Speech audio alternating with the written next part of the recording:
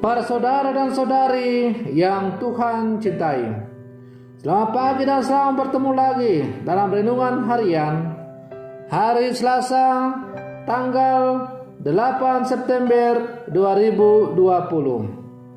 Hari ini gereja merayakan pesta kelahiran Santa Perawan Maria. Mengawali hari yang baru ini, kita hendak mendengar dan merenungkan sabda Tuhan. Marilah sebelum kita mendengar dan merenungkan sabda Tuhan, kita berdoa. Dalam nama Bapa dan Putra dan Roh Kudus. Amin. Allah Bapa kami, sumber belas dan cinta kasih, penuhilah hamba-hambamu dengan anugerah surgawi. Tingkatkanlah kiranya kesejahteraan dunia berkat pesta kelahiran Santa Perawan Maria. Sebab putra yang dilahirkannya adalah sumber keselamatan kami. Demi Yesus putramu, Tuhan dan pengantara kami, kini dan sepanjang segala masa. Amin. Para saudara dan saudari yang Tuhan cintai, sabda Tuhan yang hendak kita dengar dan kita renungkan bersama diambil dari Injil Matius pasal 1 ayat 1 sampai 16, dilanjutkan ayat 18 sampai 23. Tuhan sertamu. Inilah Injil Tuhan kita Yesus Kristus menurut Santo Matius. Inilah silsilah Yesus Kristus, anak Daud, anak Abraham. Abraham memperanakan Ishak, Ishak memperanakan Yakub, Yakub memperanakan Yehuda dan saudara-saudaranya. Yehuda memperanakan Peres dan Serah dari Tamar. Peres memperanakan Hesron. Hesron memperanakan Ram. Ram memperanakan Aminadab. Aminadab memperanakan Nahason. Nahason memperanakan Salmon. Salmon memperanakan Boas dari Rahab. Boas memperanakan Obed dari Rut. Obed memperanakan Isai. Isai memperanakan Raja Daud. Daud memperanakan Salomo dari istri Uria. Salomo memperanakan Rehabeam. Rehabeam memperanakan Abia. Abia memperanakan Asa. Asa memperanakan Yosafat. Yosafat memperanakan Yoram. Yoram memperanakan Usia. Usia memperanakan Yotam. Yotam memperanakan Ahaz. Ahaz memperanakan Hizkia. Hizkia memperanakan Manasye. Manasye memperanakan Amon. Amon memperanakan Yosia. Yosia memperanakan Yekonya dan saudara-saudaranya pada waktu pembuangan ke Babel. Sesudah pembuangan ke Babel, Yekonya memperanakan Shealtiel. Shealtiel memperanakan Serubabel. Serubabel memperanakan Abihud. Abihud memperanakan Elyakim. Elyakim memperanakan Asor. Asor memperanakan Sadok. Sadok memperanakan Akhim. Akhim memperanakan Eliud. Eliud memperanakan Eleasar. Eleasar memperanakan Matan. Matan memperanakan Yakub. Yakub memperanakan Yusuf, suami Maria yang melahirkan Yesus yang disebut Kristus. Kelahiran Yesus Kristus adalah sebagai berikut. Pada waktu Maria, ibu Yesus bertunangan dengan Yusuf, ternyata Maria mengandung dari Roh Kudus sebelum mereka hidup sebagai suami istri. Karena Yusuf suaminya orang yang tulus hati dan tidak mau mencemarkan nama istrinya di muka umum, ia bermaksud menceraikannya dengan diam-diam.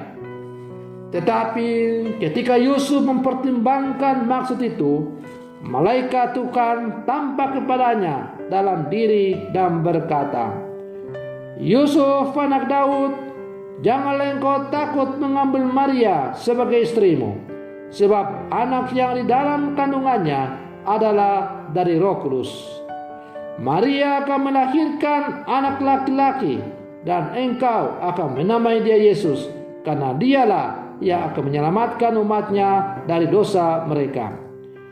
Hal itu terjadi supaya genaplah firman Tuhan yang dinyatakan oleh Nabi. Sesungguhnya anak darah itu akan mengandung dan melahirkan seorang anak laki-laki, dan mereka akan menamai dia Emmanuel, yang berarti Allah menyertai kita. Demikianlah Injil Tuhan. Para saudara dan saudari yang Tuhan cintai, mengenal diri, sejarah, dan dunia sekitar adalah panggilan alamiah setiap umat manusia. Hidup di dunia harus menjadi cermin bagi kita untuk melihat rencana Tuhan, karena mengambil bagian dalam rencana Tuhan adalah tuntutan kodrati kita sebagai makhluk rohani. Pelajaran dari pesta kelahiran Santa Maria hari ini adalah Allah memilih orang yang dikehendakinya untuk menjadi alatnya untuk melahirkan Sang Penyelamat ke dalam dunia. Allah memilih kita lebih dahulu baginya.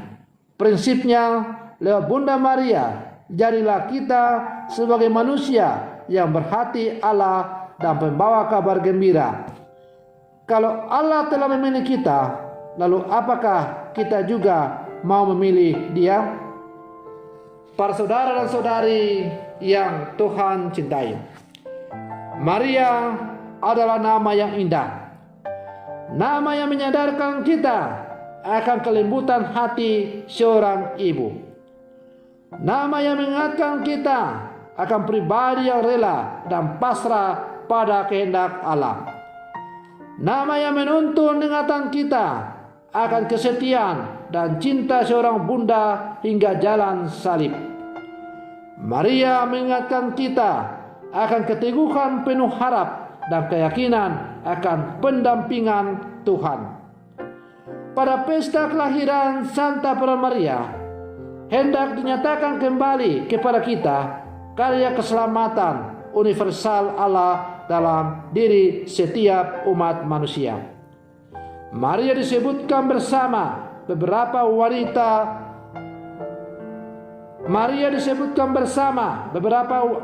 wanita yang diberi peranan dalam perjalanan keselamatan Allah melalui Yesus Kristus. Para saudara dan saudari yang Tuhan cintai, Maria ambil bagian dalam karya keselamatan Allah dengan kerelaan dan penyerahan diri akan kehendak Allah dalam dirinya. Sesudah penyerahan diri yang total secara bebas, penyerahan diri akan kehendak Allah, penyerahan diri akan kehendak Allah inilah yang juga sebagai gerbang pintu keselamatan dengan kelahiran Yesus melalui rahim Bunda Maria. Sesudah misteri nan agung di mana Allah hidup di tengah-tengah manusia dan menyertai kita dalam diri Emmanuel, Maria menjadi teladan orang beriman untuk menyerahkan diri kepada kehendak Allah. Setiap beriman dalam situasi apapun hingga memperoleh kehormatan dan kemuliaan. Para saudara dan saudari yang Tuhan cintai, pada pesta kelahiran Santa Peran Maria ini, kita sebagai murid-murid Yesus yang hidup di zaman sekarang, kita diajak untuk merenungkan contoh teladan hidup Bunda Maria yang selalu mengandalkan Allah dalam seluruh kehidupannya. Terkadang orang bertanya, apa alasan orang Katolik memberikan penghormatan khusus kepada Bunda Maria? Bahkan terkadang ada orang yang salah faham, seakan-akan orang Katolik menyembah kepada Bunda Maria. Orang Katolik tidak pernah menyembah Bunda Maria. Orang Katolik hanya menyembah kepada satu saja, ialah menyembah kepada Allah yang Maha Kuasa. Orang Katolik bukannya menyembah Bunda Maria, tetapi memberikan penghormatan secara khusus kepada Bunda Maria. Ibarat kita bangsa Indonesia, kalau kita upacara bendera, kita memberikan penghormatan kepada bendera kita merah putih.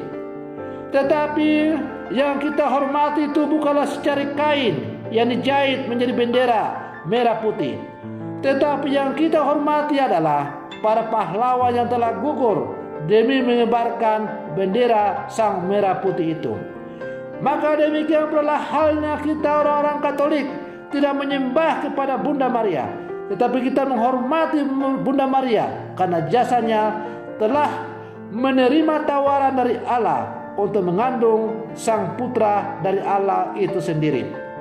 Bandingkanlah atau bayangkanlah kalau seandainya Maria menolak tawaran dari Allah untuk mengandung putranya, apakah Kristus akan pernah lahir ke dalam dunia? Oleh karena itu, pada perayaan pesta kelahiran Santa Perawan Maria ini, kita diajak untuk semakin mentaati dan beriman seperti yang telah dicontohkan oleh Bunda Maria kepada kita. Ibu Maria adalah contoh teladan ibu orang beriman.